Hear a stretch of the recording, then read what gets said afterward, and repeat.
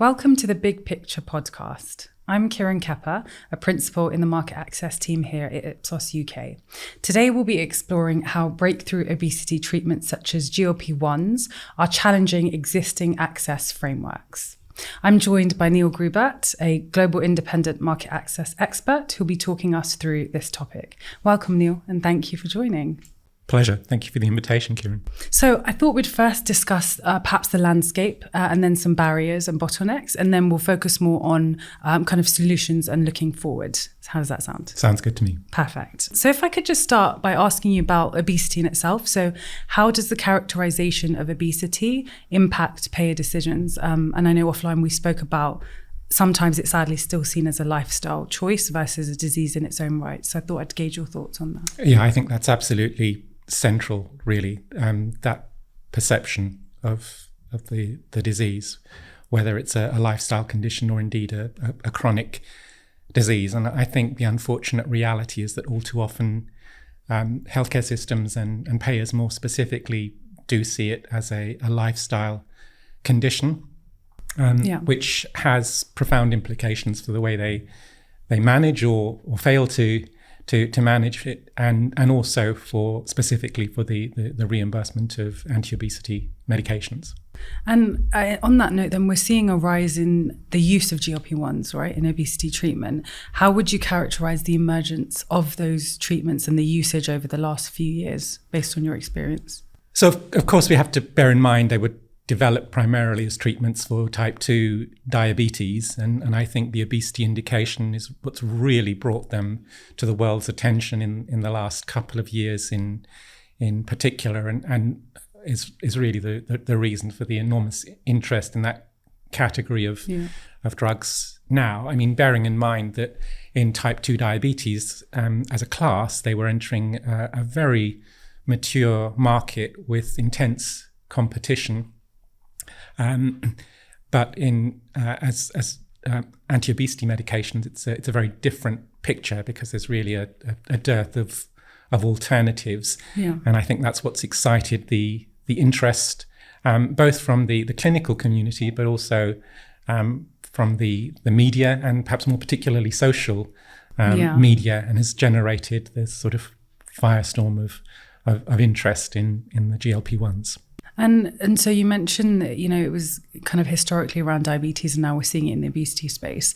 How have payers responded to this momentum in, shift of kind of more towards obesity? And then we're seeing it, as you said, through clinical and social media exposure as well. So I think the reality is that in most cases, they've probably been rather slow off the mark in terms of adapting to the demand for these drugs in obesity, and that's reflected in the fact that they don't typically regard obesity as a chronic disease. They still see it as a lifestyle condition. So that has implications for, as I said earlier, for how they manage the condition and their willingness to reimburse anti-obesity medications in many instances as well. In terms of primary care infrastructure, do you think that a lack of that could impact kind of uptake and rollout of these treatments if we're seeing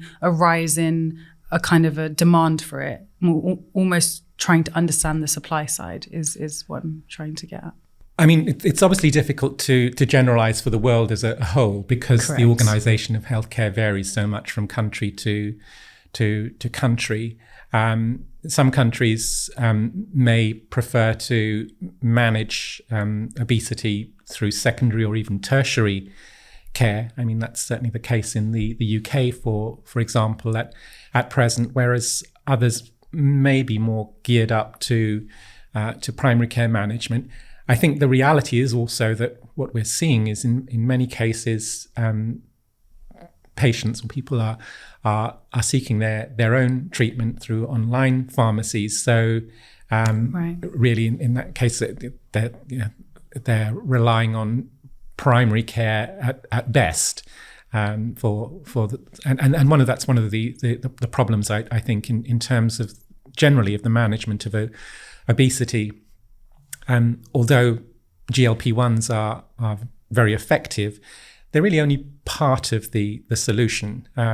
So there's a need for a range of support services to assist patients, I'd say, and that's something that I think can often be lacking when people sort of try to circumvent the standard channels, perhaps going online and obtaining the medications by through those other means. avenues, right? Yes. And when we say kind of support systems and services, do we mean rollout of patient support programs or? Yeah, I think very much. Yes, it's really seeing obesity as a condition that that is multifactorial in nature, really, and so for long-term success, you really need to manage a number of elements of patients' lives, I'd say, and assist them with behavior modification, for example, and that can be lacking unless that infrastructure is in place. And as I say, it depends on the individual healthcare system whether that would generally be organised through secondary or tertiary care. What type of access models are we seeing for reimbursement for GLP-1s on a global scale, in terms of, full reimbursement or partial coverage and just even hybrid access models? So I think the evidence suggests that actually the reimbursement picture at a global level is at present still pretty disappointing. I think the number of countries that are reimbursing these drugs in obesity is still extremely limited, and even those that are reimbursing the GLP-1s in obesity typically impose some level of restrictions on the use of the drugs, whether that's on the body mass index, so setting a threshold above the minimum in the drugs labels, or requiring patients to have one or more comorbid conditions. In some cases, it could be putting age restrictions on the use of the drugs, and also perhaps certain outcomes targets that have to be met. So overall, I'd say the reimbursement picture is still extremely limited in terms of healthcare systems that are reimbursing the GLP-1s in obesity. I think in terms of hybrid models, again, I'm not really sure that we can say we're there, because there's generally a lack of reimbursement through public health insurance systems.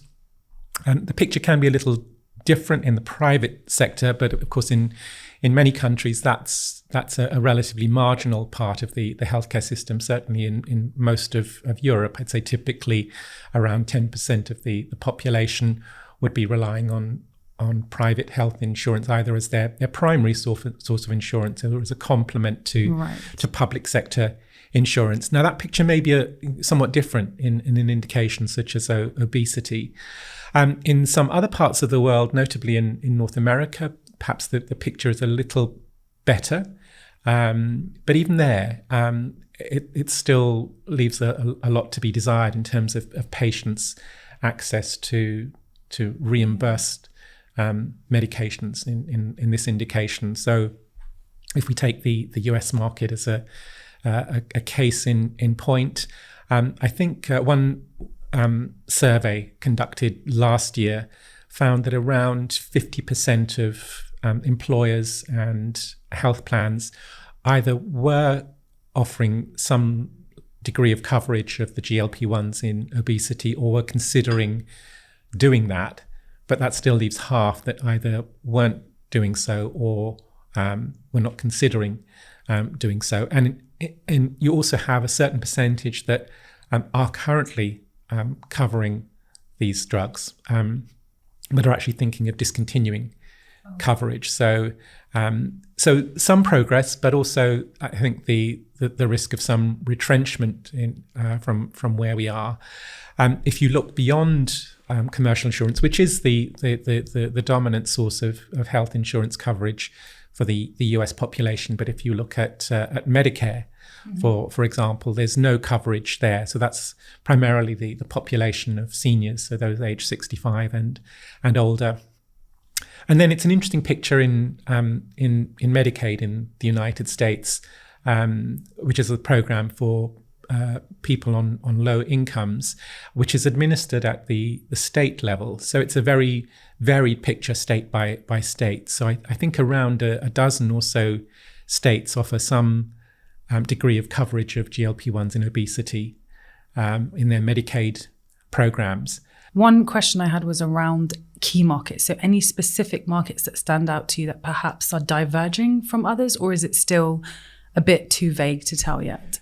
So I think it is still early days in terms of how healthcare systems are responding. There was an interesting article in The Lancet last year. I think they looked at 13 countries. So I think without exception, high-income countries, many in Europe, but some beyond Europe. And of the 13, they found that only 4 were really offering any level of reimbursement of the GLP-1s in obesity. So they were France, Iceland, Japan, and the UK. But as I said earlier, even those countries still impose restrictions of one kind or another in terms of patients' access to those medications in that indication. In others, the picture generally is that they're still not offering any level of reimbursement. And in some cases, that's after they've been through a fairly rigorous HTA process and they've concluded that the drugs are not cost effective or offer sufficient clinical efficacy to justify their use. And so on that note, in terms of kind of payer perspectives, if we think about emerging cardiometabolic strategies or population health plans, do you think that could support with some of these barriers and I guess influence how payers are seeing the reimbursement process? I think that's a really interesting question, and that perhaps does offer some basis for hope. If you take a broader perspective, and I think that's one of the problems that obesity is often seen in isolation, really, and as we said at the outset of our conversation, seen all too often as a lifestyle condition. But if you see it as part of a sort of spectrum or continuum of diseases and related conditions, comorbid conditions, so in particular some of the cardiometabolic conditions, then I think that perhaps strengthens the case for reimbursement and may make it easier in some cases. So we can see that for example, in countries that perhaps have statutory restrictions on coverage of obesity medication. So I guess the best known example of that is Germany, where in essence under law they're not permitted to reimburse obesity medications through the statutory health insurance system, which covers 90% of the population. But if the drug has a secondary indication, so a cardiovascular indication, for example, then it may be possible to prescribe the drug. So, and I think that's the direction of travel. We see these drugs being approved for additional indications, so that may open the door to their use in countries. What are the most significant access barriers when we think about GLP-1s in this space? In some cases, you have countries that will restrict access based on body mass indexes, as I say. So they're really concerned about the potential patient population if they open up access to everyone who's eligible for the drug under the terms of the drug's label. So they may impose a higher threshold to limit the patient population. They may, as I indicated, require patients to have one or more comorbid conditions to be eligible for the medication. In some instances, they may restrict that to patients below a certain age, feeling that they stand to derive the greatest benefit from the use of these drugs. Even though it's interesting, as we learn more about the mechanism of action and the properties of the GLP-1s, we're discovering that they have really exciting potential in a range of other indications, many of which are associated with aging. So I think, and that's something we can perhaps return to a little later, but the potential of these drugs in a wide range of indications. I think we see a number of countries that do have very thorough HTA systems, and in some instances they're not persuaded that the drugs are cost effective. In some instances they have concerns about uncertainty around duration of effect, even concerns around a side effect profile and the implications that may have for patients' adherence to therapy can be a cause for concern. And can I ask about payer concerns then? So we've spoken a bit about access and barriers, but what are some of the key concerns payers may have when evaluating these therapies in terms of, I think we mentioned duration of use, budget impact, just some of those concerns? Yeah, so I think budget impact is probably top of the agenda. They're really concerned about the effect that it will have on their budgets and whether these drugs are affordable, in particular if they are made available to all eligible patients. So you could have a situation where the drugs may be judged to be cost effective and yet at the same time be considered to be unaffordable. So, you have healthcare systems that may try to address that, for example, by staggering the rollout. So we're seeing that in the UK, where they have approved the use of both Wegovy and tirzepatide, but in the latter case, they're talking about a 12.5-year rollout program, in part, I think, for financial reasons, but also just to ensure that the infrastructure can cope with the rollout of those drugs, and that comes back to the point I made earlier about the need to have an adequate support structure for the prescribing of these drugs. So you mentioned online pharmacies and use of medications that way, or access to medications that way rather. In markets where there is this self-pay model or out-of-pocket model, what do you think the link is between that and perhaps patient adherence and long-term kind of outcomes? So yeah, it's a good question. I haven't seen any hard data on this, but my assumption would be that where you have patients who are taking the initiative to seek out this medication and are prepared to pay for it, that motivation should really engender a high level of adherence, of persistence, I would have thought. I think the caveat there is their continued ability to pay. So that could be a challenge in some cases, whether they can afford to continue taking their medication indefinitely. And a lot of that obviously depends on the price point at present and where that may be in the future. Of course, beyond that, there are considerations such as sort of side effect profile and whether that might lead to discontinuation of therapy. And you touched on this before, you mentioned the US and kind of insurer programs, and especially with employment. What's the role of private insurers and employer programs in funding and access?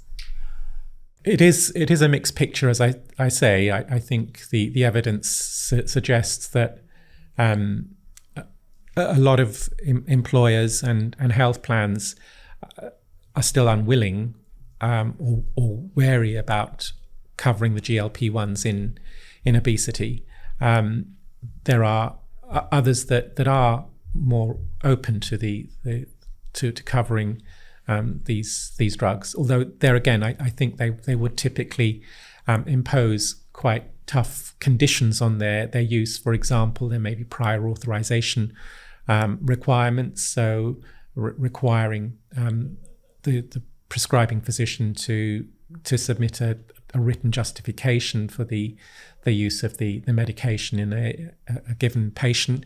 In some instances, there may be step therapy protocols, so a requirement to try other forms of treatment, intervention before the GLP-1s, for example. But overall, I'd say probably you've got about the best pattern of coverage there in the world, and even though it's still patchy, it's probably better than in most other parts of the world, I'd suggest. And in those kind of patchy areas, right, or areas where it's not reimbursed, who pays, and what does that mean for equity? The reality is if you don't have insurers covering it, for the most part, the default would be the patient covering the cost out of pocket.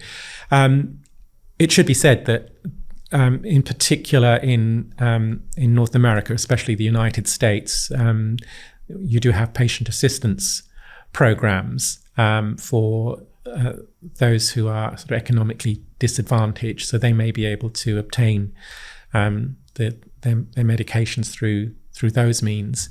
I'd say that doesn't really apply probably in most other markets. It's also perhaps worth mentioning that in the United States, both Novo and Lilly have in recent months introduced direct-to-consumer programs for their GLP-1s in obesity, in part to overcome some of the access barriers that they face, but I think also just because of the challenges that they, in common with the industry as a whole, experience in terms of interactions with PBMs. So they feel that there are advantages in terms of offering that as an option, the direct-to-consumer route for patients, and I think that's also something that will grow in the future. I think we'll see more of that, not just in obesity, but in other indications, and that's in keeping with one of President Trump's recent executive orders. I think it was the most favoured nation pricing executive order, which calls for direct-to-consumer distribution. And in your opinion, what do you think payers need to see or to feel more confident in terms of reimbursing these treatments? Probably long-term data is one of the crucial needs that they would identify. And we have a sort of an interesting example of how that could be approached. In the UK, the government signed a deal, I think it was last year, for a 5-year real-world evidence study to gather evidence on the long-term impacts of anti-obesity medications and their potentially to inform the UK's broader obesity care pathway. So that's also going to gather data on healthcare resource utilization. So I think that kind of study over an extended period could be useful in terms of allaying some of the payers' concerns around the drugs. We're an industry are combating a competitive landscape. It's continuously evolving. How would you say, so that new agents in China we're seeing, also biosimilars, how do we think that that influences kind of payer willingness to reimburse or perhaps even negotiate on price? We're approaching a really interesting period. I mean, I think up until now, this has been until not so long ago, a one-horse race, if you can have such a thing, and a two-horse race. But I think the field is going to become a lot more crowded in the coming months and years, and that could make it very interesting indeed. In addition to some of the other developments that we've alluded to in terms of what we're learning about the potential benefits of the GLP-1s beyond type 2 diabetes and obesity. So I mean, if we take biosimilars, I think we could start to get evidence of the impact they will have fairly soon in the Canadian market, because I think the indications are that we could have the first biosimilar semaglutide in as early next year. So we'll see what impact that has in this indication in Canada. I think it's also interesting, given its proximity to the United States and the fact that we already have some people individually obtaining medications in other indications from across the board. So US patients obtaining medications from Canadian pharmacies, either crossing the border or doing so online. But there is also provision for a more organized parallel importation program, which has been given the green light but is yet to get off the ground. So it'd be interesting to see if that might be the catalyst for that to become a reality finally. And of course, in that event, how Canada would respond, because they would presumably take defensive measures to maintain their security of supply. But I think that's going to be interesting as we see biosimilars entering one market after another. So that may take considerably longer in some other countries, but I think they would potentially have a significant impact on price, and whether or not that will make the difference in terms of reimbursement. But even if it doesn't, if the price falls substantially, that would be of advantage to patients who are self-paying. As for the Chinese drugs, and I believe there are 30 or more in development in obesity, I think it will be really interesting to see, first of all, what impact they have on their domestic market, because GLP-1s are not reimbursed in China at present. Under the National Reimbursement Drug List. There is an interesting development. The government has just recently announced a complementary commercial insurance program. It's called Class C. So potentially new drugs entering this market could be covered through that means. But it will be interesting to see where they set their prices. I think experience shows that Chinese companies on the whole are willing to adopt fairly aggressive pricing strategies in a competitive market to gain market share. So we've discussed some of the barriers already, and there may be some overlap here, but we wanted to get your opinion on some recommendations.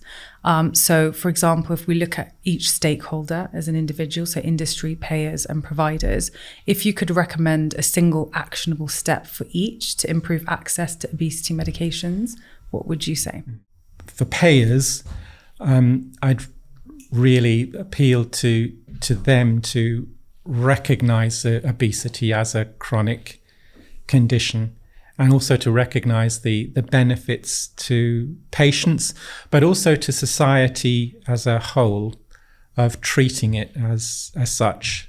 So I think that comes back to the outset of our conversation about the general failure to recognize that, which really lies at the heart of the challenges in this indication. For providers, I'd really urge them to be open to working in partnership with the pharmaceutical industry. So thank you so much, Neil. I think you've provided us with some really valuable insights. This conversation wasn't just about identifying challenges, but also mobilizing the ecosystem to act. Before we wrap up, if I could get perhaps a concluding thoughts or perspectives from you. So I think it's really crucial for all stakeholders to try to take a more holistic view of obesity, to see the indication and the patient in context, and to organise care accordingly, rather than looking at it in isolation, as is all too often the case, as I think we've considered today. Thank you for joining us today, and join us again for the next episode on the Big Picture podcast.